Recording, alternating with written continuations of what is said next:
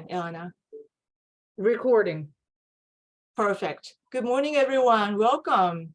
So great to see your faces. Welcome. And happy Friday. So the event won't start officially until 9:45. We're doing some pre-event activities, and I'm kind of overwhelmed that many of you already have joined us. So thank you so much. Dominique, would you like to show us the mindset cats? Sure. So this is a slide we created 3 years ago for our first mindset event. It was the only in-person mindset event in 2019 at City Tech. We thought it's a really good slide, so decided to bring it back. Who knows, next year maybe we'll create a mindset dog slide, or if you see any nice memes, please share them with us. So as I mentioned, we're doing some pre-event activities, and we'll review mindset GPS until 9:45. So if you're familiar with the framework, feel free to go get some coffee or grab some pastries and come back at 9:45. All right. I didn't introduce myself. Sorry, I'm Mari Watanabe Rose from Central Office. I'm Managing Director of CUNY Innovative Teaching Academy, or CITA. So let's get just casually start with video. Okay. All right. So this video shows what Mindset GPS is. It's a 5-minute video created by Motivate Lab. It's a great, fun video, but again, if you're familiar with the concepts, you don't necessarily have to watch it. It's up to you. Okay.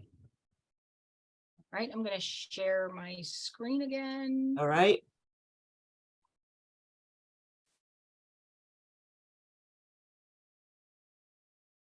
We organized the 3 learning mindsets into an acronym, Mindset GPS. Just like the GPS in your phone that helps you navigate new places physically, your Mindset GPS can help you navigate psychological uncertainty, especially during transitions. During times of uncertainty, students tend to ask themselves 3 fundamental questions that determine their level of motivation. 1, can I do this? 2, do I want to do this? 3, do I belong here?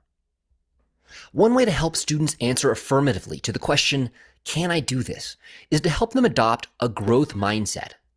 Coined by social psychologist Carol Dweck, growth mindset refers to a person's belief that skills and abilities can develop, especially through effort, persisting through difficulty, learning from mistakes, trying hard things, using effective strategies, and asking for help.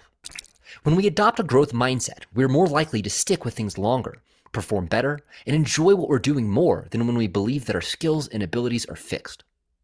When encouraging students to adopt growth mindsets, it is important to remember that having a growth mindset is only partially about believing that you can develop your skills and abilities. It is also about adopting specific behaviors that are consistent with these beliefs, particularly following difficulty and failure. Do you encourage students to revise their work and try again? Do you help them learn from mistakes? Do you offer a variety of different strategies when they're stuck, including encouraging students to ask for help? Without the associated behaviors, students and instructors are left with a false mindset, the belief that simply believing will lead to positive outcomes. You also need to act by approaching challenge and failure as opportunities to learn and to use a variety of effective strategies, including asking for help when needed. So the G in Mindset GPS is for growth, as in growth mindset. One way to help students answer affirmatively to the question, do I want to do this, is to help them see the purpose and relevance in what they're learning in your course. Decades of research have revealed that students need to perceive value for themselves in some way, and that there are many ways for learning to be valuable and therefore motivating for students. Although there are a variety of ways to find value in school, some ways of finding value in school tend to lead to more adaptive outcomes than others. We've listed some of the most powerful and positive sources of value on this screen. The most important thing to take away from this discussion about value is that students need to find their own value. Just like adults, students can hold several of these types of values at the same time. It's complicated. So a key ingredient as an instructor is to consider how you can help cultivate a variety of pathways for students to identify value for themselves in the material that they're learning in your course. From a motivational standpoint, it's better for students to identify the value for themselves rather than being told by someone else why they should find the material valuable. So the P in Mindset GPS is for purpose and relevance. One way to help students answer affirmatively to the question, do I belong here, is to help them feel like they are connected to, supported by, and respected by others in both academic and social aspects of the classroom. They need to trust their teachers and peers. They need to have the feeling that they fit into the context, particularly for students from traditionally marginalized, minoritized, and/or stigmatized groups. They need to feel like they are seen as a person of value whose perspective will be a positive contribution to the course. Finally, they need to be free from worry about whether or not they will fit in, fearing judgments based on a negative stereotype about their social group or uncertainty about whether or not they will be supported by teachers or peers. During the transition to new situations, like the beginning of a semester, everyone experiences uncertainty as they establish new routines, navigate new geography, and establish new social connections. This is especially true for students from traditionally underrepresented and minoritized groups in higher education, including Black and Hispanic students, students from lower income backgrounds, and first-generation students. During such transitions, it is important to help students frame their uncertainty about belonging as being an experience that is common to most students, and that many of these feelings can be temporary. As students adjust to their new surroundings, just like breaking in a new pair of shoes, the initial discomfort can dissipate. Finally, the S in Mindset GPS stands for sense of belonging. Mindset GPS includes a growth mindset, purpose and relevance, and a sense of belonging.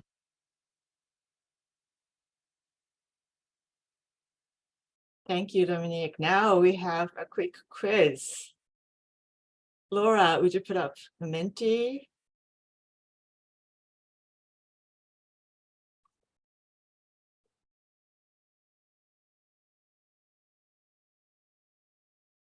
Thank you. So please go to Menti. I put information in the chat as well. Go to menti.com, enter the code 61007682. The first question is, what does the G stand for? We don't see the slide. I don't. Laura, can you show? Yes, I'm just giving people a second to join. So if you Oh, want great. to keep this up on the screen for just a second, Thank and you. then we will start with the first question. Oh, Yeah. some people have already entered the answer in the chat.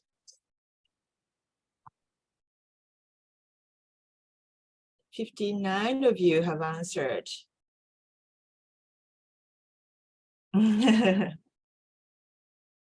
66 of you, or 68, 70 of you have answered.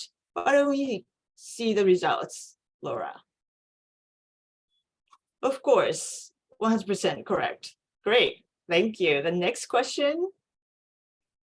What does a P stand for in Mindset GPS? Whoa.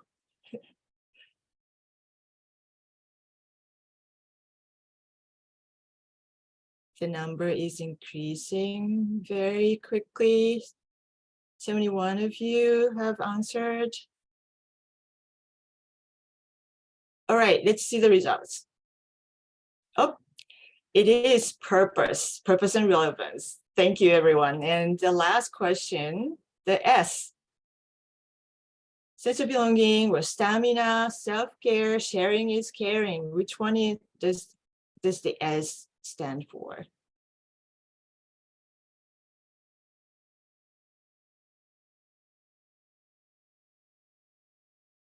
Thank you for participating.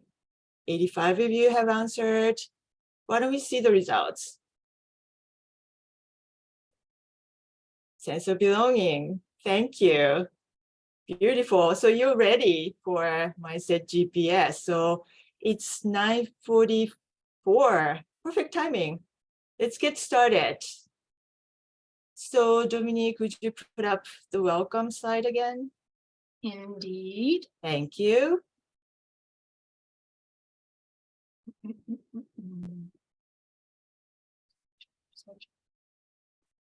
There it is. Sorry.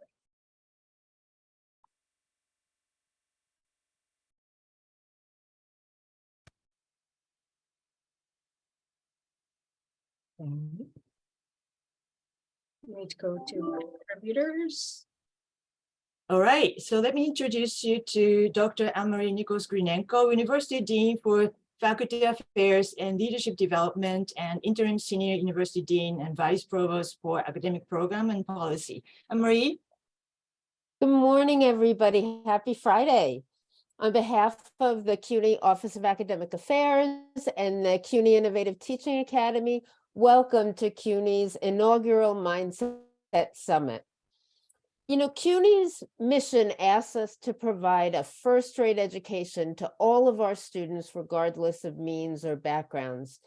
And seeing all of you here today to join a discussion of Mindset GPS and how it can translate into equitable and inclusive practices that support all of our students reminds me once again that CUNY's mission not only attracted so many of us to work here, but the mission keeps us here and it keeps us striving to do better for our students every day. And we all know just how deserving our students are of all of our efforts. So thank you so much for joining us. Events like this just don't happen. As you all know, they take a lot of thought, preparation, and effort. And I want to start by thanking everybody who's involved.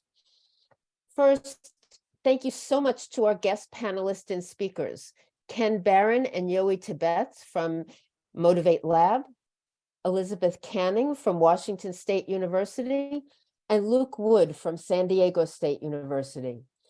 We're all so eager to learn from you and your experiences. Thank you to our CUNY colleagues who will be leading today's workshops. Angela from the School of Professional Study, Deborah from Medgar Evers, Tram from Ostos Community College, and Isabel, Amanda, and Simone from the College of Staten Island. We can't wait to hear about what you're doing with students at your colleges. And finally, I want to thank the CUNY Innovative Teaching Academy team who put the summit together. Laura from Hunter College and Dominique, Sandy, Elena, Sakina, and Mari from the Central Office of Academic Affairs.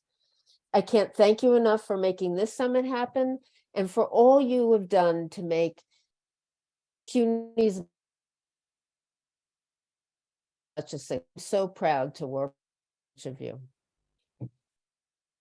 Before we get into the meeting, I'd like to just give you for today.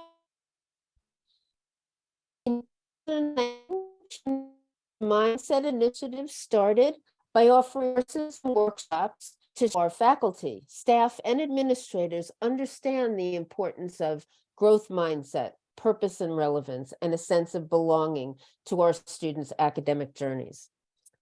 This summit is the 10th Mindset event, and over 1,200 CUNY colleagues have learned together and shared their ideas and practices during events that have ranged from mini workshops to 15-hour courses to today's summit.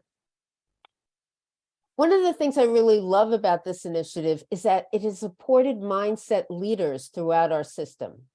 23 mindset fellows and 15 mindset ambassadors have collaborated with the CUNY Innovative Teaching Academy and colleagues on their own campuses to weave learning mindset principles and practices into the fabric of CUNY culture. And luckily today we'll get to hear from some of these CUNY leaders. You know, this initiative and today's summit are all about caring for these students, and I'm so grateful to learn to learn even more today. I'm so glad that you decided to be here today so we can learn and share together. Thank you, everybody. Enjoy the summit. Thank you so much, Anne-Marie. Let me just move stuff around. And Dominique, would you show the next slide, please? Thank you so much. So once again, welcome everyone. So great to see you and meet you all. I'm Mario Danebe Rose from CUNY Central. I'm Managing Director of CUNY Innovative Teaching Academy, or CITA. So let me first go through the agenda, exclamation mark. So it's 9:50-ish, 50 actually. We're in the second segment. We welcome and intro, obviously. At 10 a.m. sharp, we're starting the plenary panel discussion entitled What We've Learned About Learning Mindsets and Where We're Going with Them. After that, we'll all be separated into one of the three workshops. And these are not in breakout rooms of this meeting. They're in individual Zoom rooms, and we're going to announce those links. So before you go, please don't forget to grab the Zoom link to the workshop you're going to. At 12:05, you come back to this room, this Zoom room, and we have a closing to discuss takeaways and next steps. Some of the panelists and all the workshops leaders are staying and discussing these with you. And please make sure to have your Zoom link for this main room handy and come back at 12:05. So before this event, we wanted to know a little bit about you. Next slide, please. So we looked at some of your registration info. And as you know, there are 25 institutions at CUNY, and I'm so happy to announce that 23 of the institutions, including all 18 undergraduate institutions, are represented by you. And this may be a good time for me to ask all of you to rename your Zoom monitor so that it shows your name and college, if you don't mind. So you can, we can all identify which college you're representing. Also, this is not a fair comparison, but 3 schools are represented by more than 30 registrants, which is very impressive. Again, it's not necessarily fair because some schools are larger than many others, but just for fun, I'm going to reveal those top 3 schools during the closing session, so please stay tuned. A bit more than half of you are faculty members, and about a quarter are staff members, and about 10%, a little bit more than 10%, they're administrators. And thank you so much to all of you for joining us. And it seems that more than half of you haven't had an opportunity to participate in mindset events in the past and are not familiar with mindset GPS, which is totally fine. So we did some pre-event activities to show what they are, but let's quickly review again. So the next slide, please. So mindset GPS, we've been, since 2019, we've been focusing on 3 learning mindsets, since research shows that they have a great impact on student success. They're collectively called GPS or mindset GPS. The G stands for growth mindset. Of course, it's a belief that intelligence and skills can be developed. And the P, it's purpose and relevance. It's a belief that coursework or courses, they're valuable and relevant for them. It's connected to a larger purpose, their lives, their careers. And the S, it's sense of belonging. It's a belief that they are socially and academically connected, supported, and respected. So those are mindset GPS. And now let me introduce the 3 colleagues who are nationally renowned experts. Okay, so the primary goals of the discussion, panel discussions, are for us to learn further about learning mindsets, especially outcomes of recent research, and to discuss what more we can do with that knowledge and to create equitable and inclusive environments for our students, most of all, and for our colleagues, and also for ourselves. Audience members, at the end of the panel discussion, we have 15 to 20-minute Q&A session. So please start putting your questions in the chat. Dominique and I will monitor them and address some of them, if not all, during the Q&A. So welcome panelists, and thank you for being with us. Oh, I didn't mention their names. Oh, sorry. I can mention their names now. Dr. J. Luke Wood, he's from San Diego State University and Cora Learning. Dr. Elizabeth Canning is from Washington State University, and Dr. Yoy Tibbetts, he's from University of Virginia in Motivate Lab. Thank you so much for being with us. You are in the West Coast or Hawaii, so I'm very much appreciative that you got up very early for all of us. And Yoy kindly agreed to facilitate the discussion, and I'd like to first, it's 9:55. It's a little bit early, but I think everyone's here, so let's get started. Yoy, I'd like to first ask you to kick off the event or discussion by talking a little bit about Motivate Labs partnership with CUNY, and just briefly, why G and P and S? Because we've been talking about GPS, but we don't want to take it for granted. Why are we doing it? So Yoy, take it away.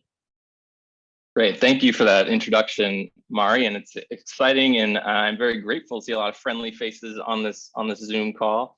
It just reminds me of how strong this partnership between Motivate Lab and CUNY has been for, as Mari alluded to, years at this juncture. And to describe where we started, well, it was back in 2019 when we were first thinking about how do you take learning mindsets and apply them in a way that is going to resonate to the folks who are most important to supporting our students, those being all of us on this call today. And what's been really fruitful about the partnership between CUNY and Motivate Lab and how we're thinking about learning mindsets, it's really been generated and instigated by this grounded up grassroots organic approach where we've given you a lot of information related to learning mindsets. We've presented a lot of research based upon a lot of the work that my fellow panelists conduct here today, but it's really been you all who have taken it, run with it, become learning mindset ambassadors, fellows, gone back to your colleges and really allowed for this work to seed and spread, which I think is a testament to Mari and her team for being able to collect a bunch of research and present it in ways that are accessible to the folks who really have the ability to leverage it. And it's been great. It's been since 2019. Now we have over 1,000 faculty, staff, advisors, administrators who have been exposed to some of this work, and I think who are spreading the good work back on their campuses. So it's been a great partnership, as you'll see today. And now, when we think about where mindset was and where learning mindsets are currently and how they're being applied, what I love to see is just the applicable nature with which we're talking about it. We have one session about learning mindsets in the classroom that's being led by Isabel Amanda Simone. My colleague Ken and Angela are going to be talking about mindset GPS outside of the classroom, and then we've got Tram and Deborah talking about GPS and how it relates to equity. So you see how these concepts are not just theories, but they are ways of applying learning mindset and motivation research in ways that really support students. And to answer your second question, Mari, as I think this is a good segue into it, I would love to talk a little bit more about why these three learning mindsets in particular: growth mindset, purpose and relevance, and sense of belonging. And this is one of my favorite questions because I really like to highlight the importance of it. And conveniently, these create, I guess we kind of love our acronyms at Motivate Lab. Four M's, 4 reasons that all begin with M for why we focus on learning mindset G, P, and S. The first is they're meaningful. We know they're related to academic success and student well-being. We've seen it time and time again where a student's growth mindset, their perceptions of purpose and relevance, or their sense of belonging, all often relate to academic success and their future well-being outcomes. Secondly, they're measurable. There are valid, reliable ways of capturing GPS, of tracking them over time and seeing how they relate to important academic outcomes. Thirdly, they're malleable. I don't think I would be here today talking about the value of learning mindsets and strategies for supporting them if we didn't know they could be altered and targeted with various activities to support more adaptive learning mindsets. And finally, and I think particularly important for the CUNY population, the students that you work with, is oftentimes we see that learning mindset GPS strategies, when implemented with fidelity, are more effective for students from historically marginalized populations. I'm primarily talking about students of color, students from low income backgrounds. Again, the students that CUNY disproportionately serves more of compared to other populations. And so with that, before kicking it off and discussing more with the panelists here, we do have a Menti question, and I believe, Dominique, are you the coordinator here to help us get Menti up and running? I've got no, it for that's you. Yep. Thanks, Laura. All right, thank you, Laura. So based on what you know, whether limited or extensive, when thinking about learning mindset GPS, which one is or would be the most challenging to implement, in your opinion? The G, the P, or the S?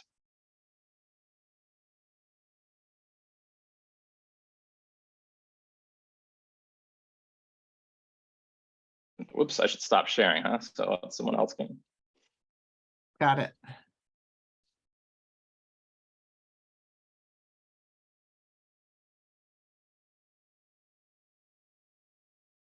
We got some S's in the chat, which is great considering who we have on the panel.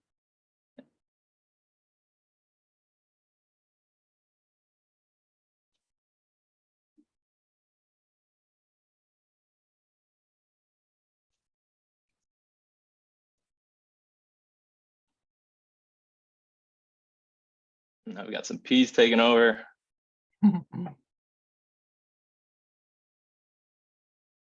When you're ready for results, just give me a holler. Oh yeah, I think we're ready. I think Okay. The chat is egerly pushing P. Ooh, and look at that. I didn't see any G's in the chat yet. Growth mindset is the first to come to the top here. Well, this is perfect in terms of the panelists that we're about to engage in an extensive discussion with all have extensive experience with these learning mindsets. But the first question that I'm going to direct to my colleague Elizabeth Canning here, who's been doing a lot of cutting edge work around growth mindset, I think would have a lot to say on the front of, what are ways in which we can leverage the concepts of growth mindset to create more motivationally supportive environments. So with that, Elizabeth, I'd love to have you expand and tell us a little bit about your more recent research findings related to these learning mindsets. Yeah, thank you. Growth mindset started, a few decades ago, really, when Carol, wrote her book and introduced this sort of to the mainstream researchers and teachers. You can't really go into any K through 12 classroom nowadays without seeing, posters on the wall that talk about growth mindset. So it really has been pervasive at least in education, but even outside of education as well. And I think some of the new directions that we're taking with the growth mindset research is transitioning away from focusing exclusively on the student. So most of the research up until around 5 or 10 years ago was really focused exclusively on the student. So how do we teach students a growth mindset? How does that impact their own outcomes? How does that impact their challenge seeking, the way they view themselves, the behaviors that they engage in? And we've learned a lot from that research. We've learned that it's really meaningful. All of those M's that Yoi, presented to us, that they really are important to study and important to understand that psychology. But more recently, we've been focusing on how do those mindsets exist in a context? How do those mindsets interact with other mindsets and messages that people are giving those students? So some of the research that I focused on more recently is looking at instructor mindset and instructor behavior that either enables growth mindset or creates barriers for that mindset to be realized. Some of the work that I've shown is looking at instructor mindset. So we found that instructors who self-report having more of a growth mindset have smaller performance gaps in their STEM classes compared to faculty or instructors who have more of a fixed mindset. So the performance gaps are much larger in those classes. And we've done some follow-up work to that finding, suggesting that faculty who endorse this fixed mindset, that intelligence is something that you're just born with. It's something that is innate. It's something that you can't really change very much. It's just something about you that exists. Instructors who believe that or signal that to students create a context of stereotype threat, where students who belong to marginalized identities then face this, this additional barrier that they might not have faced in those classes. It lowers belonging, it lowers engagement. And this was really exciting for us in terms of the research and the literature on growth mindset, because what it suggested is if you teach a student a growth mindset, that's really great. But if they go into a classroom then where they're getting these messages from the instructor that counter that or enable or don't enable that mindset to exist in their performance and their behavior, then there's a problem. So we can't just stop at teaching students a growth mindset. We have to go further than that and focus on instructors, focus on the other messages that they're getting in that classroom. So that's kind of where I am at my research. We're currently conducting some studies where we're manipulating growth mindset among students and then also manipulating it among faculty to see how those things interact. How can we best promote learning, growth, engagement, interest, persistence by focusing on different levels of growth mindset? Really appreciate that explanation of your research, Elizabeth, particularly as it pertains to, if you have a growth mindset in one classroom, you go into another classroom and the instructor has all sorts of norms and policies that sort of counteract that growth mindset. Well, that inconsistency is not setting you up for success.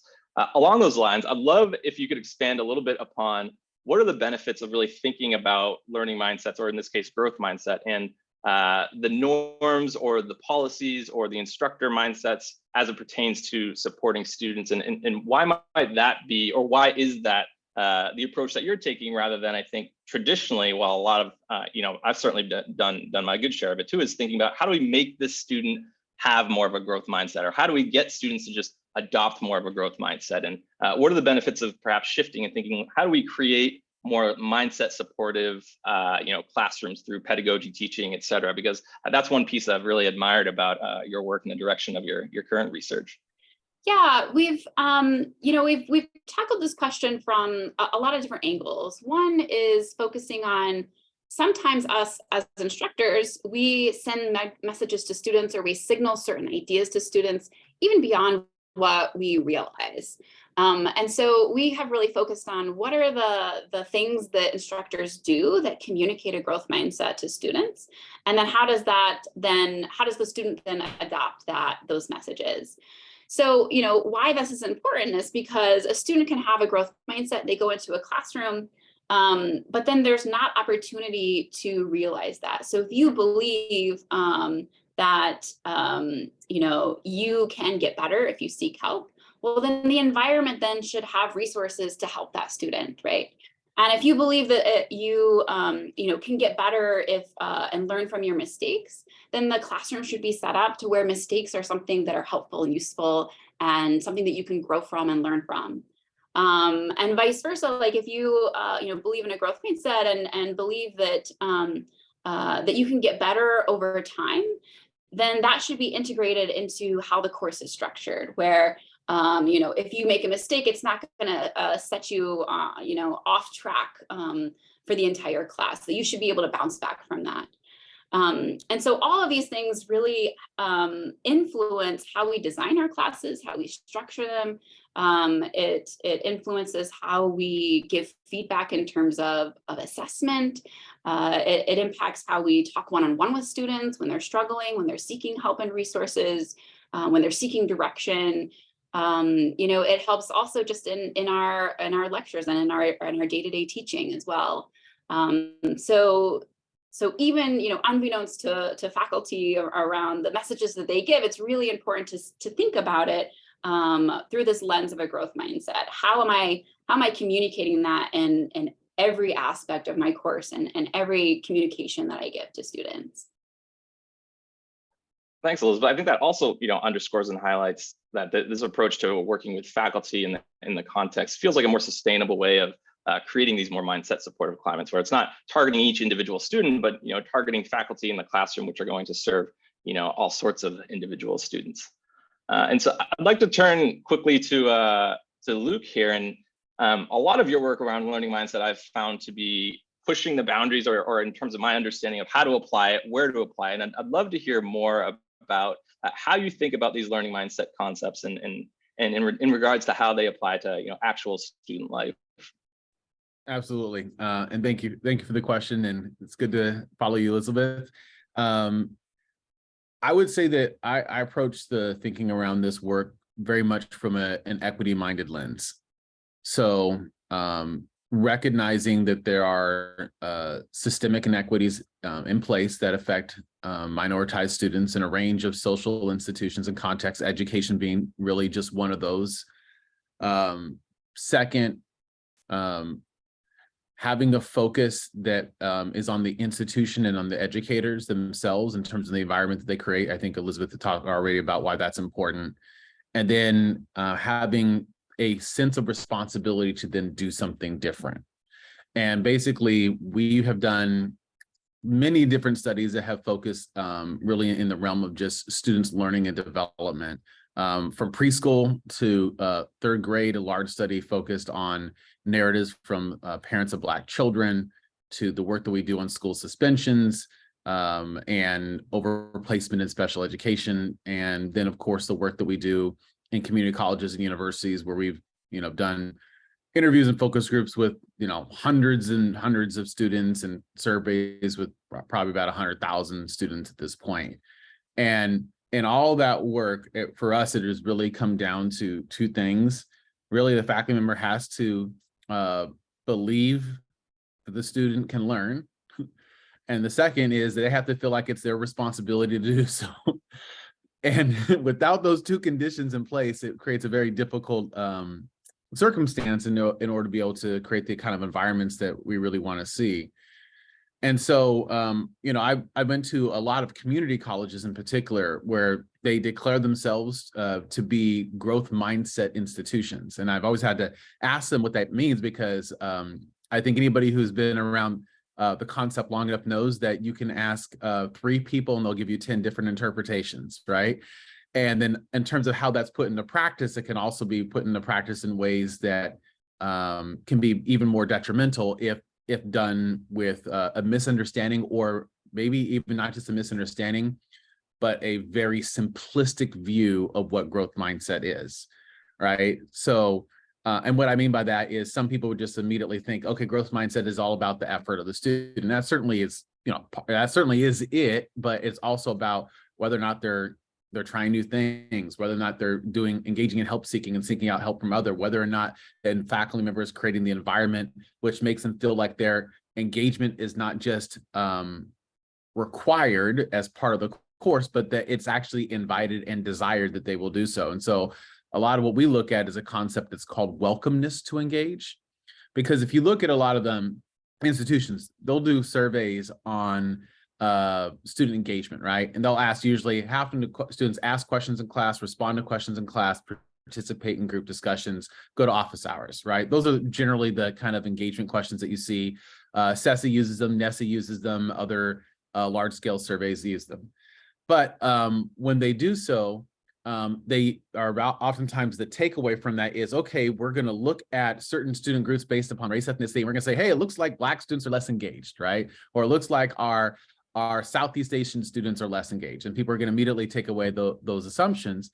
But then in the work that we do, we also measure a concept called welcomeness to engage, whether or not they felt like, from the faculty members or the staff members, depending upon the survey that we're using, did they feel like they were welcome and invited to ask questions in class, respond to questions in class, participate in group discussions. And probably to no one's surprise, what we find is that when they feel like they are invited to do so and welcome to engage, guess what? They engage, they learn, they grow, and they develop. And when there's not that environment, they don't, right? And you can see how that lays out in student performance. You can see how it lays out on non-cognitive outcomes, such as confidence in their academic abilities, perceptions of the usefulness of college, authentic interest in what they're learning. Some of the things that have already been talked about in different ways already especially during some of the opening video. And so when we would go to these institutions, oftentimes we would find that one had a very simplistic view of growth mindset, didn't fully understand this kind of larger context of the environment that the faculty member has to create, and then would say, basically emphasize that we should only be validating and emphasizing the effort that the student puts in, somewhat because of the simplistic view, but also because of some of the things that have been said. And so I'll read a direct quote from Dr. Dweck to kind of paint the picture. She says that we can praise wisely, not praising intelligence or talent. That has failed. Don't do that anymore. But praising the process that kids engage in, their effort, their strategies, their focus, their perseverance, their improvement. This process praise creates kids who are hardy and resilient. And I certainly think that is an accurate statement. I also know from the extensive work that we've done on students of color, in particular, looking at Black, Native American, Latinx, Latina, and Southeast Asian students, that a baseline expectation that assumes that at some point that all learners have that baseline level of praise that someone has at some point told them, you are smart, you can do it, you have the ability to succeed, which are, again, are not necessarily the focus of what the growth mindset messages should be, but at some point you have to have a base of that in order to really benefit from that experience. And oftentimes we find that that's not the case for students of color.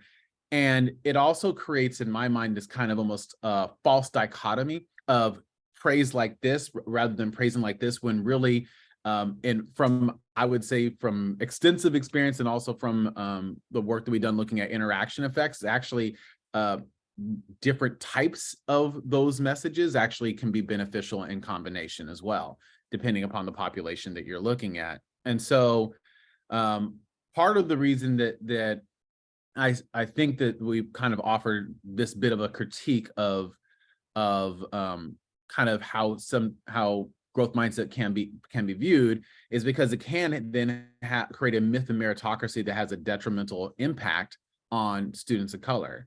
It can create an environment where, as Elizabeth pointed out, that the focus then becomes on the students' learning, growth, and development, not the educator as well, and their mindset and their attitude towards this. And let me give you a reason why this matters.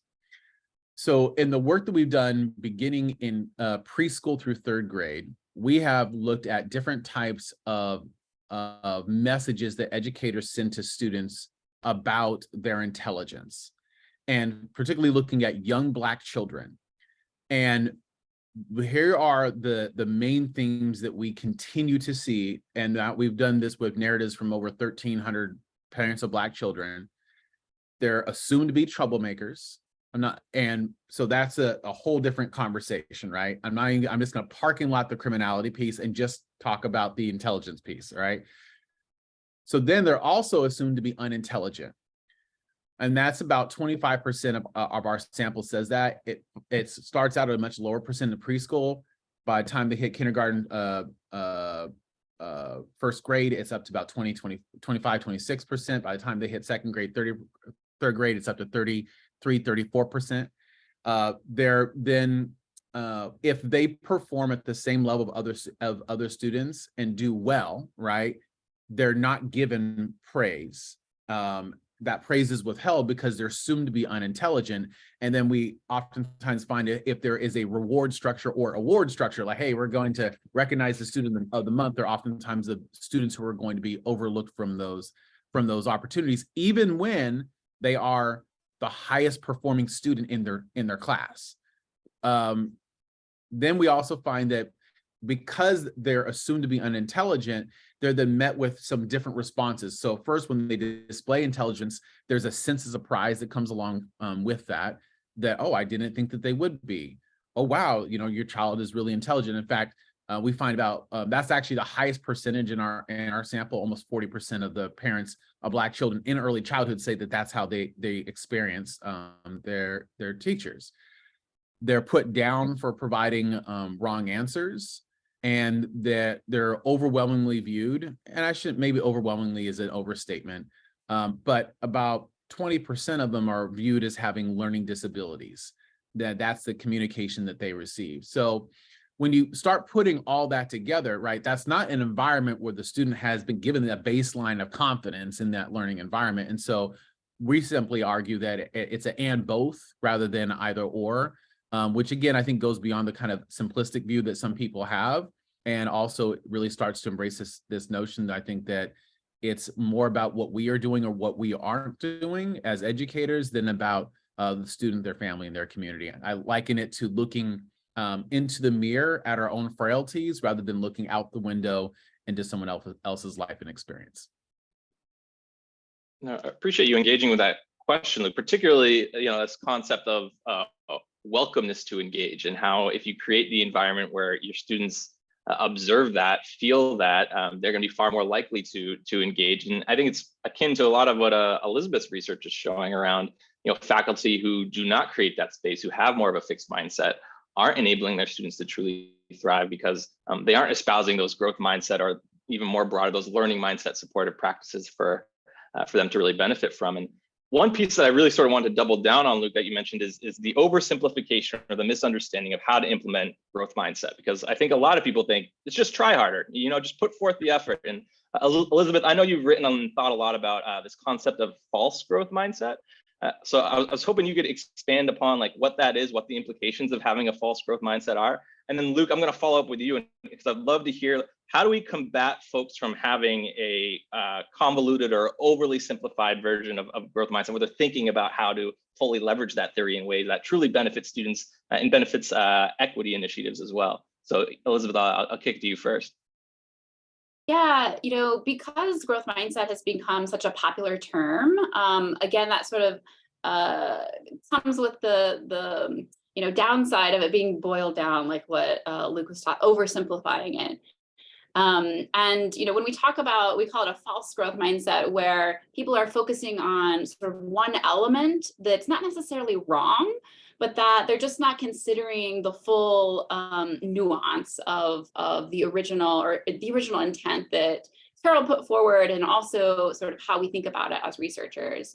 So how we think about it is growth mindset is not only just effort and persistence, it's also changing strategies. So if you do the same thing over and over and over again, you can be working really, really hard and putting a lot of effort into it, but that's not really effective, right? You need to sort of change strategies or get a new strategy or try out different strategies. So that's one component. Another component is also help seeking and attaining resources. And so again, if the student doesn't have the right resources present to them, they need to seek out those resources, or an instructor needs to step in and make those resources available. So those are sort of a little bit of the nuance.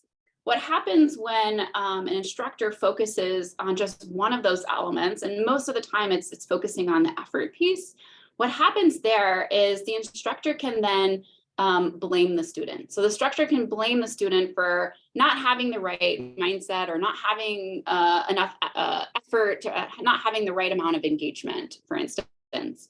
And so, when we think about that, that can be really detrimental for students. It can be really detrimental for students from marginalized backgrounds as well, because then they're being blamed not only for lack of effort, but also sort of these societal stereotypes that are associated with their group as well. And that can be, extremely, extremely detrimental for students. So, and that can be, from the instructor who thinks that they're communicating a growth mindset, and they think that they're implementing this idea that's supposed to be helpful for students. It can really backfire in that way, even with the good intentions of the instructor. So this is why it's really, really important to communicate, the nuance of a growth mindset, but also the negative or downsides of it when it's boiled down to a simplistic form. Yeah, appreciate that. You would love, Luke. Yeah, if you want to expand on that, how do we make sure that we're not oversimplifying and misunderstanding how to implement these what should be really helpful learning mindset supportive practices? I mean, obviously, think conversations like this, I think are helpful. I'm a firm, strong believer in professional learning, ongoing intensive professional learning for educators. I think that we have to believe that we can improve and recognize that many, especially if you look across the country, most people who teach in a college or university weren't trained to teach, right? They're subject matter experts. If I think about my own system, you take your average faculty member in biology, bachelor's degree in biology, worked in industry for several years, master's degree, PhD, straight into the classroom with very little training, if any, on how to teach. And so what we find that they do is that they teach how they were taught. And typically how they're taught is not how our students of color learn.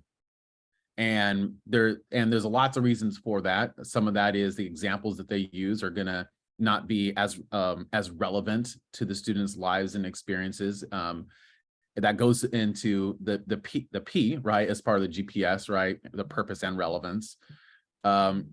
But you're going to find that that they're just not prepared to do so, because the examples they're going to provide, the books they're going to use, the images that they're going to show are often not going to be reflective of that. And so we have them a responsibility, which is to better prepare people to be able to have these conversations, to understand how the brain works, how learning and development takes place.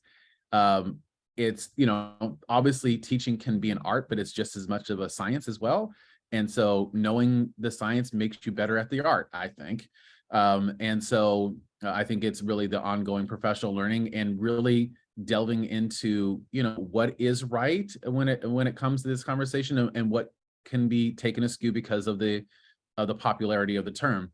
I think that you could actually take any topic in higher education that has become overly popular, and then see how the view of that topic has become either watered down or changed over time. You can see the same thing with the work that's been done on engagement and engagement theory. You can see the conversation that takes place nationally on, for example, on critical race theory, which is actually a conversation about ethnic studies. But I'm just saying like any topic, you can see that this is what it may have started out as, and then as it becomes more popular, more people insert their perspectives into it, and sometimes it can become boiled down. So that's why I believe in that ongoing professional learning. I appreciate that, Luke, and I couldn't agree with you more in terms of the professional learning piece. And as a college professor who took 0 classes in teaching, I know that is something that I've certainly benefited from in my teaching endeavors. Real quick, Laura, I'm going to call on you because we'd love to engage the audience here. Now having heard us go back and forth a little bit, would love to poll the audience and see which mindset strategy are you most likely to focus on in your future efforts as an advisor, a faculty member, a staff member, which the G, the growth mindset, the purpose and relevance, the sense of belonging, in terms of what you're most willing or most likely to focus on in your future efforts, which of those would you say? And I also appreciate the liveliness of the chat here. I haven't been able to get to everyone, but a lot of good resources and a lot of good information being passed there.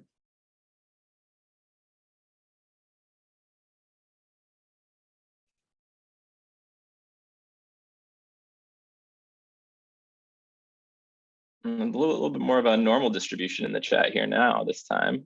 And Laura, if you wouldn't mind releasing the results, I would love to see where we're at.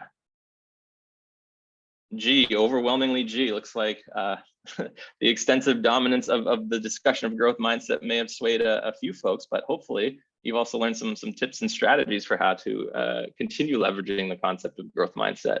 And I think that leads to a really interesting question that I want to get to pertaining to the future of this work. So we talked a lot about like the historical significance of growth mindset, how the people on this panel have pushed the concept of growth mindset specifically forward to think about more contextual approaches, think about more affirming ways of engaging with the concept. And we know this isn't the end, and we know that CUNY is hungry for this kind of work, as evidenced by the 200 plus people who are on this call today. So would love to hear, and I'll start with you, Luke, this time, then go to Elizabeth. What are next steps, at least from your perspective, as it pertains to learning mindsets and the ability for learning mindsets to create more equitable learning environments?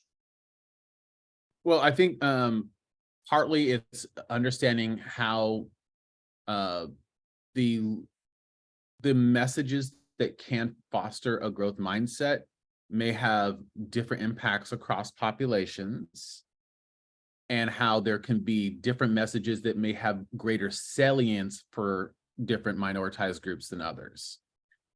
So I think that would be one thing. I would say that just personally, something that I'm interested in is looking at growth mindset from the educator perspective with equity-minded mindsets, to see both the correlation between them, but then also what interaction effect they may have on student performance.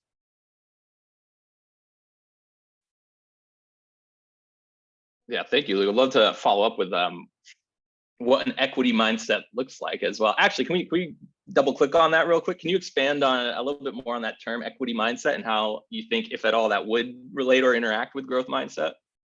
So I think it will from the faculty side. And that's because we've done some preliminary work looking at related topics. So I think that there would be something there.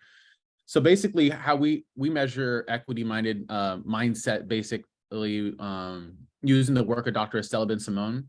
So from the Center for Urban Education at USC, recently retired, and her focus has been on what does it mean to take the concept of equity, which means that we have a heightened focus on groups that experience disproportionate impact in order to essentially alleviate differences in their experiences and their outcomes. And so we go to, and we spend most of our time looking at where those larger issues, and that's where we concentrate our time and attention as it relates to minoritized students. Within that kind of articulation of that, then you can have this notion of equity, but what does it mean for that change the way in which you think about the work that you do as an educator, which refers to equity mindedness, which is different, I should say, than equity mindset, which is a different concept, even though they sound very similar. One has a far more of a racialized focus than the other. So then basically it's looking at a few different things. One is looking at attribution. So when you see breakdowns in student performance, are you open to the idea that it might be a function of historical exclusionary practices and systems and barriers that are in place? Identification, are you able to identify what those breakdowns have been within your own classroom, within your own system that you're working within? And then institutional responsibility orientation, basically, do you see it as a function of a system as opposed to a function of the student, and have a willingness to essentially act upon that? I would think that a faculty member who has a higher propensity towards an equity-minded mindset is going to have more of a growth mindset when it comes to their students, because essentially they're recognizing that they have a role and responsibility and they can help to change it, rather than immediately seeing a student from a perceived deficit and thinking, well, okay, because if you see a student from a deficit, I would assume, now I would also say Elizabeth is the bigger, by far the bigger expert here. I would assume that there would be a relationship there between that a deficit mindset and a fixed mindset. No, I appreciate that explanation, Luke. And I think some of Elizabeth's work actually points to directly what you're saying there around, fixed mindsets and a lack of openness and in terms of the non-supportive ways in which they're conveying messages, albeit implicitly, unintentionally a lot of times, but nonetheless, not good for students. And so, Elizabeth, would love to toss the same question over to you now, as someone who is continually pushing growth mindset forward and taking more of a contextual approach to it. Would love to see and hear what you think the next 2.0 version of growth mindset research looks like. Yeah, I think there are really, two directions that I think the field needs to go, and two directions that I'm hoping that my research, can add to the literature in those ways. So the first is really focusing on instructors' behavior, the messages, the policies that they have in their classes, and what kinds of messages, behaviors, and policies then communicate to students this idea of a growth mindset. We've been looking in our research around sending messages around assessment, sending messages around how you describe your course on the first day or in the syllabus. And we found some really great effects when faculty communicate this growth mindset, especially around these key times of uncertainty. You know, can I perform well here? Can I realize my potential here? Can I, reach my goals here? When students have those questions of uncertainty, if we can target those growth mindset messages at those key times, do we see a difference in student behavior? And we found in some of the work that we've done at Washington State is when we do that, we find that first generation college students, for instance, are particularly receptive to that. We've seen that they go and click more in their LMS. We're pulling the LMS data, and they're on, looking at the course material more often. They're clicking on it more often, and then that in turn leads to better performance in the class. So really focusing on these very, very specific behaviors that faculty can do in their classes, they can have a real impact. So that's sort of one direction. I think another direction then is focusing on barriers for faculty and adopting this research and adopting these practices. So why aren't faculty doing this if there are, evidence that it's really beneficial, that you might not even need to change a whole lot in your class? And I think there is a little bit of resistance there, especially when we kind of boil down growth mindset to sort of light and fluffy kind of messages, right? Like if you're just nice, if you're just approachable, if you're just the type of professor that does this type of thing in classes, of course students will like you more, of course they will engage more, of course they will do better. I think when we boil it down to that, then we can get some resistance from faculty in saying, well, I'm not that kind of professor. I'm a rigorous professor. I'm not going to, make excuses for students. I'm not going to do that. I think people can have a wall that goes up. So I think the research really needs to focus on that and acknowledge that that's a process that happens. And then how can we distill that? So some of the research we're doing in our lab is really separating out these constructs of being warm and friendly and nice and caring, and then having a message of growth or fix, because those things are really separate. You can have a fixed mindset and be really caring towards your student. There's a lot of work done that shows that actually a lot of it is kind of like that. It's comforting students for performing poorly. Like, it's okay, you're just not a math person. Let's find something that you are good at. Like, we don't want your GPA to suffer. We want you to be successful. Let's figure out something that you're really good at. And that's a fixed mindset message, but it's in this sort of, warm and friendly and I care about you way. So really separating these things out so that we can distill down the message to what the theory says, what the research says, and then so that we can get faculty on board who may be resistant to that type of stereotype about this type of work. Thanks, Elizabeth. I have one follow-up, and then I think I should stop hogging the questions and we can go to the chat and see what's coming up there. But I'm going to ask the question, Elizabeth, that I'm sure hundreds of faculty have asked you previously around growth mindset, how you can leverage it as a faculty member. What are ways in which you can send these supportive messages such that your students can benefit from you creating a learning mindset supportive environment? And then probably a question that you're going to be getting a lot because of your emerging research. What are the time points, those critical time points you said when students are experiencing uncertainty? Like, what are those uncertain time points where it would really be high yield to implement these learning mindset supportive strategies? So kind of a two-parter. What are the strategies and what are the time points that we should be thinking about targeting?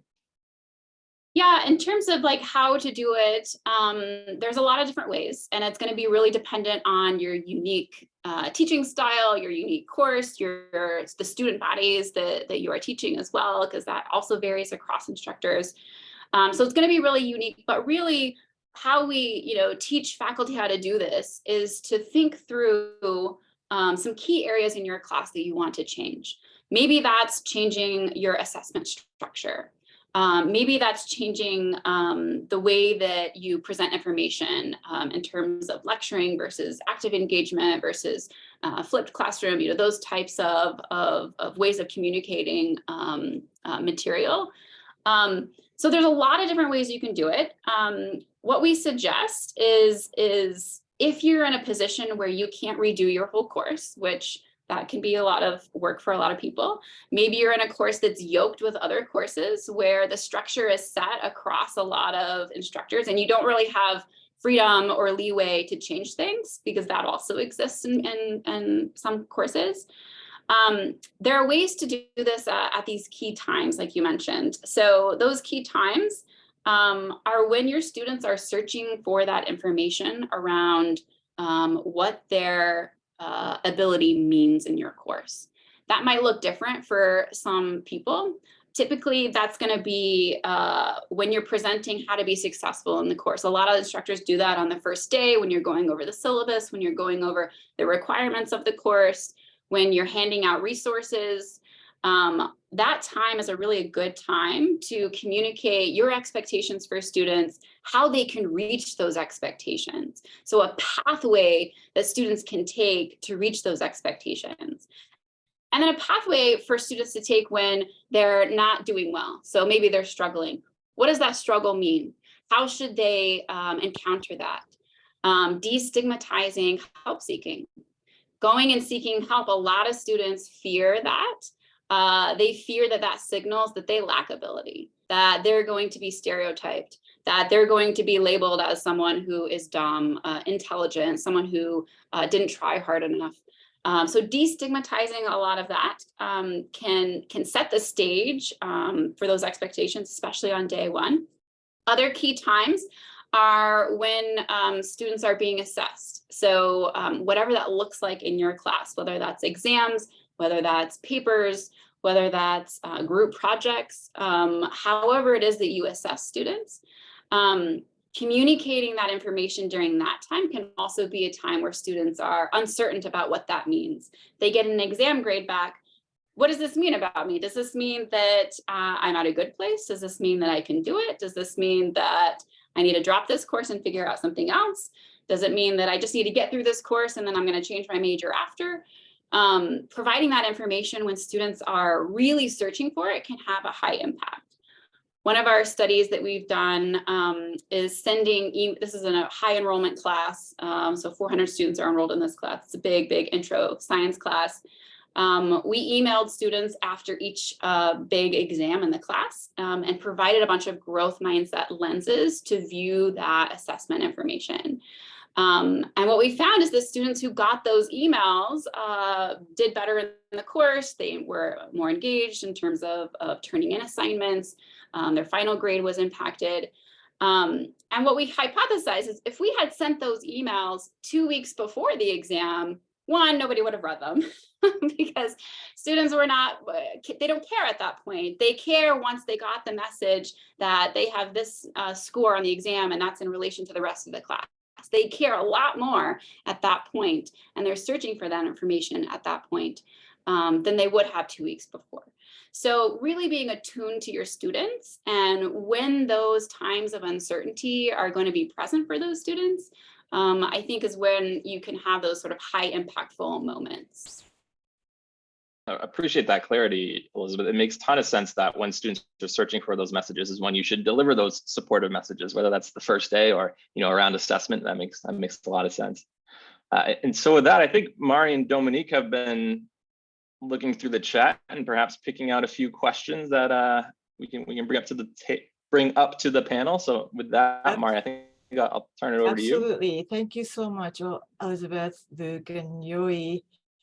Very nuanced and thought-provoking conversation. My head is already exploding. And looking at the chat, there are so many great comments and questions. They're already exchanging some ideas. This is one thing I love about this community. So thank you so much, the audience members, also for your comments. So there are many questions, and so sorry if we are not able to address all of them. Let's start with questions about specific student populations. So do you have any suggestions for example, adult non-traditional lifelong learners, first-gen students, international students? Those 3 populations were mentioned in the chat. Well, let me jump in on maybe what one of the things that we see with students of color, in particular, I don't think it would apply as much to international students, though of course that would depend upon the population. But one of the challenges that I think a lot of people have is when they, and I hear this a lot when I go to, particularly to colleges, they'll say, well, we're a growth mindset institution. I tried validating them, it doesn't work.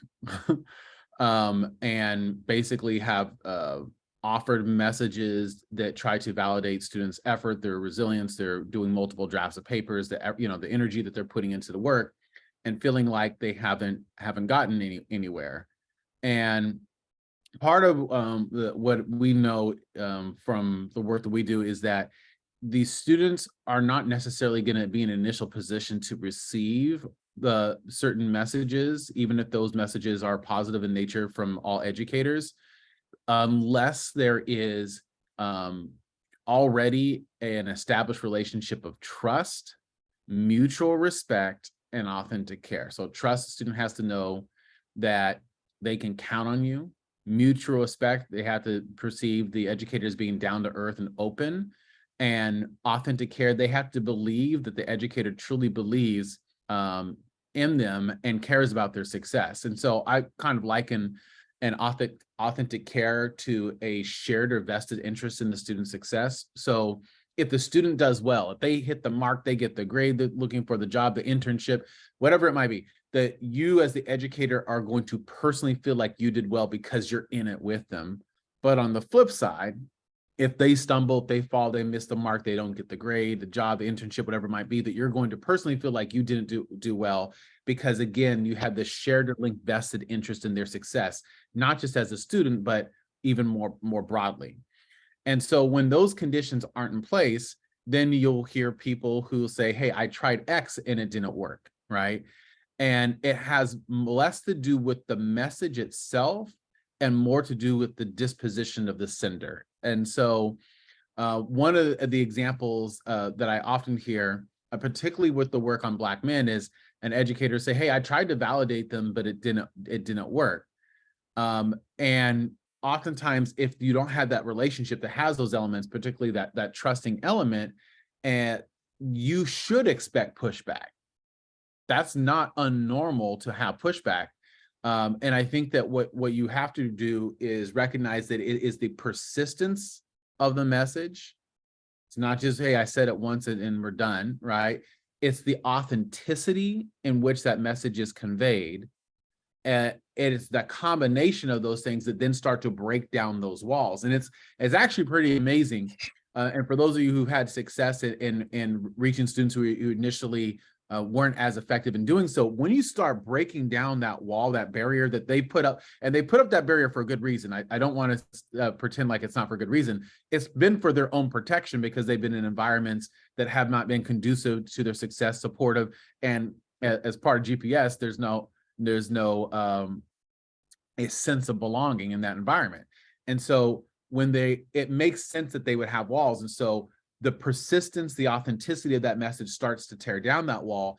And then on the other side of that, it is amazing what the students will do to improve, to learn, to grow, to develop once there is that relationship there that can then break down that wall. But I would say to anybody who would engage with particularly students of color, and the initial response is a sense of pushback, or even like being weary of the messages they're receiving from you, it's because so many people in their lives have pretended to have their backs and want to support them, and there hasn't been the authenticity around it. So again, once you get on the other side of that, it's actually pretty powerful what you can accomplish with them. Thank you, Luke. Yoi, Elizabeth, anything to follow? Yeah, I was just going to add, I think the authenticity piece that you were talking about, Luke, is so important. I've already seen a couple of requests in the chat about sharing materials and things, and I really hesitate to do that just because I think it's a really good process for the instructor to do, to have to generate that messages for you and your class on your own. I think it's a process that is really good to go through, of like what message am I trying to communicate? How can I communicate that to my specific students? And how can I do it in a way that's really authentic to the way that I talk, to our relationship that we've already built, or maybe we're at the beginning of that relationship. I think we can bring up a really good point about, the walls that a student has are there for a good reason. And you kind of have to prove yourself. You have to prove yourself as being someone who has created a safe environment in order to allow that student to break down that wall, and in a way that's safe for them, and in a way that's conducive to their own personal learning.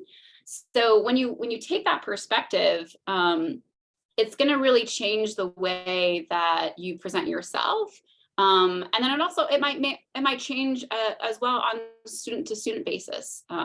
So I think it's a really good process for us to just sort of undergo in the way that we think about ourselves and our classes, to communicate that in an authentic way.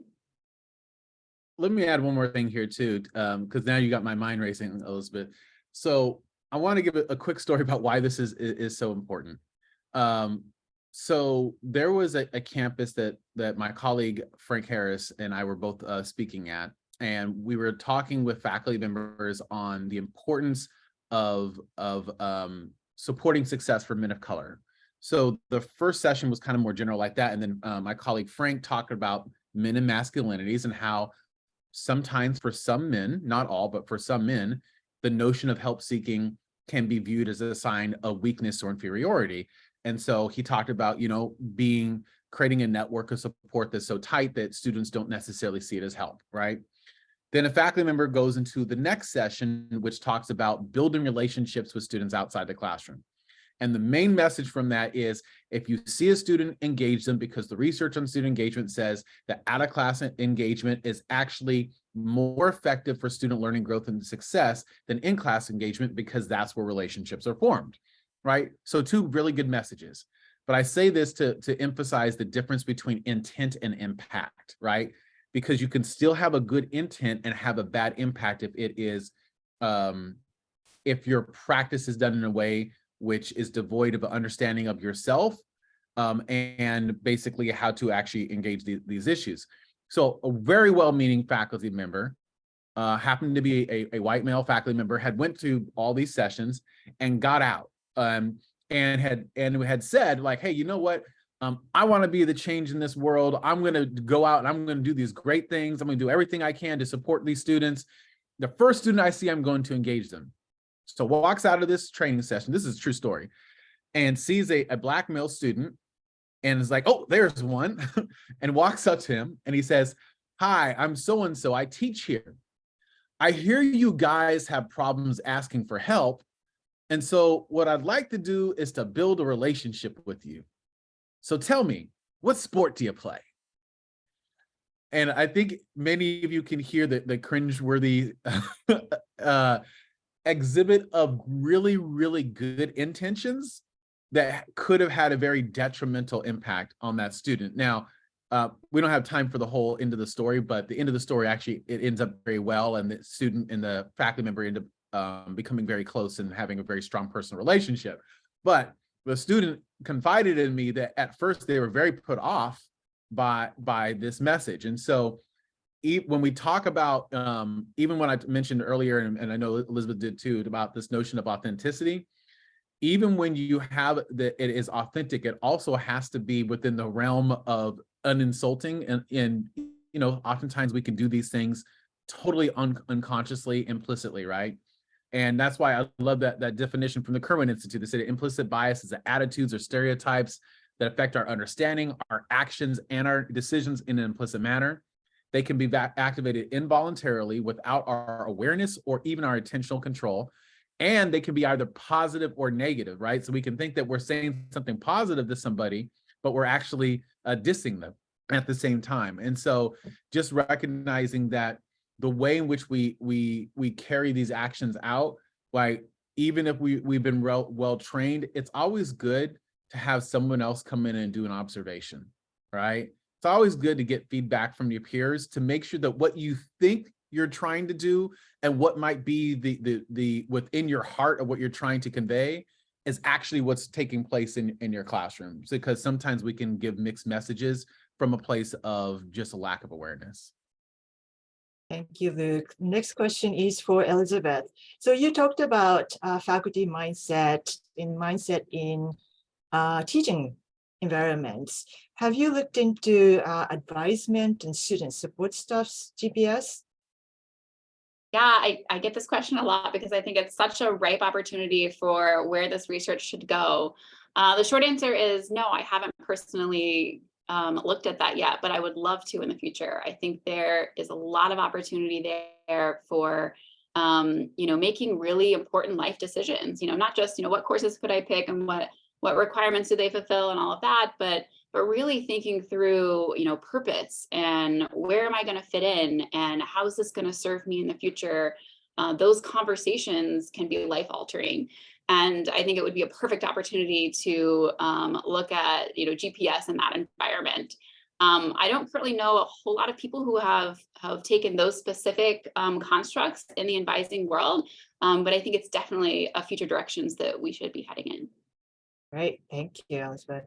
One question, or actually a couple of questions about beyond motivation. How does learning mindset relate to the students' struggles with basic needs, especially at the community colleges?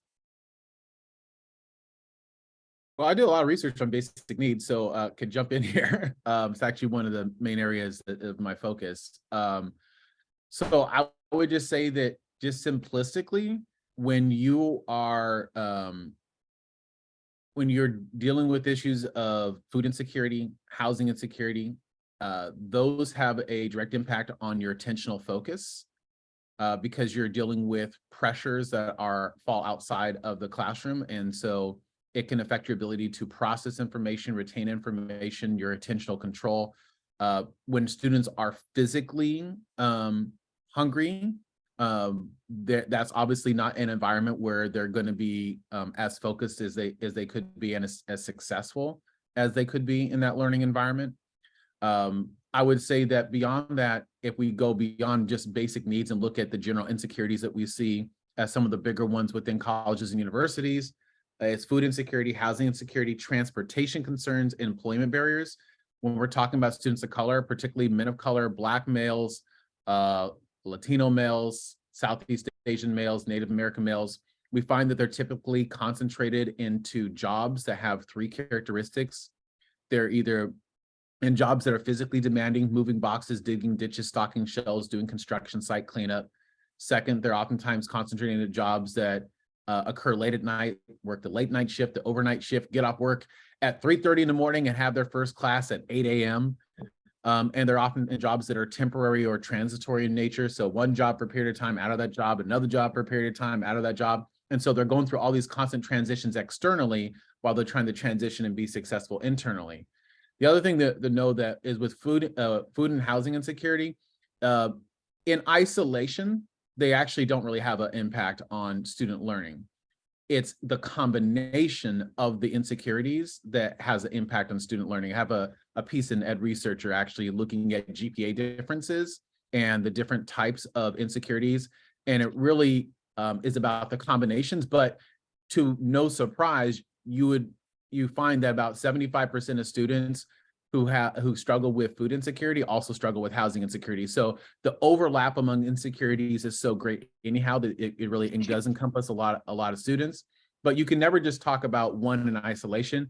You have to recognize that they're all usually some combination in play, which then pulls away the student's focus from the institution, impacts their learning, growth, and development. But one really cool thing that we have found, I had to go see which study was. I believe it was the one we did with Kara Bauer. But basically what we found is that even when students had high levels of food insecurity, housing insecurity, transportation concerns, employment barriers, that when they were in an environment where they had educators who validated them with different messages that range from growth mindset messages to just general motivational messages, that when they had that coming from at least 4 different individuals, not just one, not just 2, but at least 4 different individuals within that environment, that the impact of those insecurities, even when they were extreme levels, was successfully mitigated, which I think is, and produced higher confidence in their academic abilities, their perceptions of the usefulness of college, their authentic interest in what they were learning, their feeling of control over their academic futures. And there's one more that I'm forgetting right now. Sorry, it's been a couple of years on that one, but just to say that food, basic needs has a direct impact on students' learning. And that's why you've seen so many institutions try to respond to try to create the kinds of systems of support that are necessary, and definitely continue to look at the work in that area. Thank you, Luke. We are running out of time, but let me just ask you one more question. This is about faculty well-being or educators' well-being. They've been expected to do a lot lately, and I'm a firm believer, Luke, as well, of ongoing professional development for all educators, but they've been taking on a lot. So one question in the chat was, how do we do this, all this, when we are struggling to cover everything in the syllabus and everything else? So can you talk a little bit, very briefly, about that? I'm happy to kick us off, and I'll be brief and kick it to my colleagues here. But when we're thinking about learning mindset GPS, what we're not trying to do is say, hey, you all need to become motivation experts, change your entire curriculum, make sure growth mindset, purpose and relevance, and sense of belonging are hit with every statement, every class.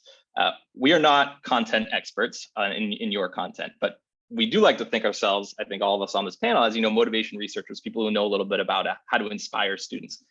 And when you start thinking about learning mindsets and GPS as something that can augment or supplement a lot of what you're already doing, hopefully it feels less burdensome and not like you have to reconfigure your whole teaching strategy, but rather use a few new strategies and, to adopt a growth mindset learning philosophy here and add them to what you're already doing. So it's not that you're doing something brand new or having to, reconfigure your whole pedagogy, but rather augment or supplement it with some of these learning mindset supportive strategies. But that's my short answer. I'd love to hear what Elizabeth and Luke have to say as well.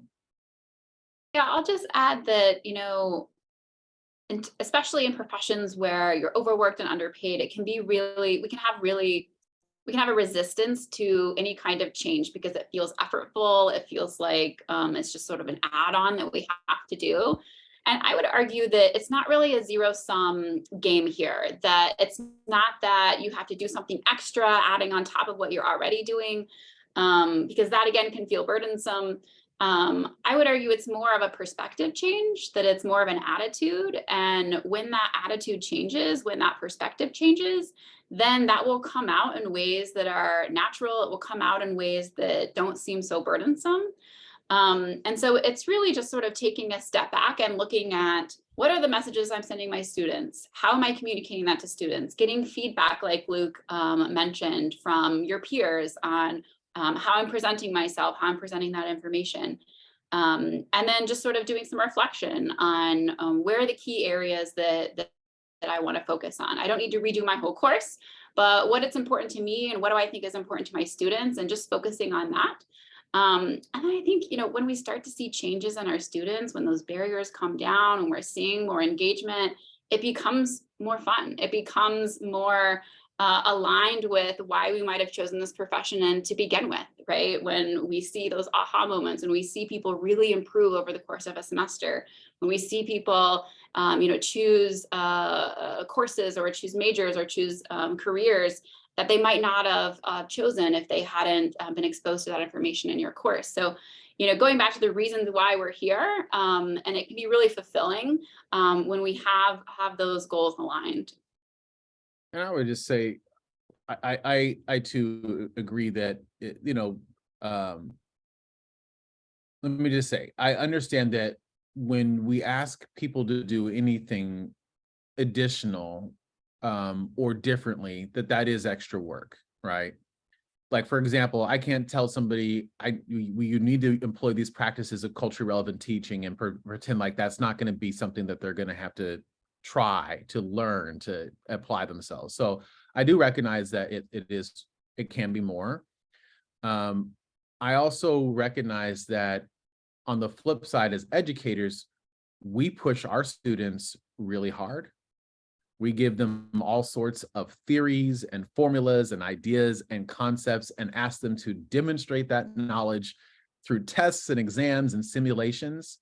So whenever we get to the point of saying to ourselves that we don't feel like it's something extra or more that we can do, I would say just know that we do so from a standpoint of privilege that our students don't have. And given the equity gaps that we see that impact many of our most minoritized students, I think that we have an obligation to do the very best that we can. And that may be changing one assignment over time to get it to where it needs to be. That may be a total redesign of your class. It's just really going to depend. But I would just say that in general, you're either ascending or you're descending, right? So always be just pushing to become even more better at the work we do, because our students' lives and their futures depend on us. Thank you so much, all the panelists, Yoi, Elizabeth, and Luke. We loved it so much that we are so behind the schedule. So thank you so much. We enjoyed it so much. And let me share my screen. Am I sharing my screen? Not yet. Nope. Here you go. Yes. Dominique. Yes, I'm going to jump in to my workshop here, but we have separate links for each one of the workshops. So if you could share your screen again, Maury, I think we lost it. But the first session is Mindset GPS Basics for Faculty. What is the GPS framework and how it is used in the classroom? Our colleagues from the College of Staten Island will be presenting that, and Yoi Tibbetts will be joining them. Workshop 2 is Fostering Mindset GPS Out of the Classroom. Angela Francis from SBS and Ken Barron from James Madison University and Motivate Lab, and with a guest, Elizabeth Canning. And then workshop 3, a new phase of Mindset GPS, our work toward a more equitable and inclusive CUNY. And Deborah Greenblatt from Medgar and Tram Nguyen from Ostos, with Luke Wood joining. So you have separate Zoom links and they're in the chat. You will need your passcode, so please jot that down. Sorry if this is a little bit bumpy. We've never used this before. We have absolutely separate Zoom links. So be patient. We will wait. But please jump into your whichever workshop you like. Maury, can you just keep copying and pasting them? So Sure, I will do. Or just a couple of times so people can see. I need to jump into workshop 2 now, and I hope to see some of you there. Enjoy, everyone. Thank you.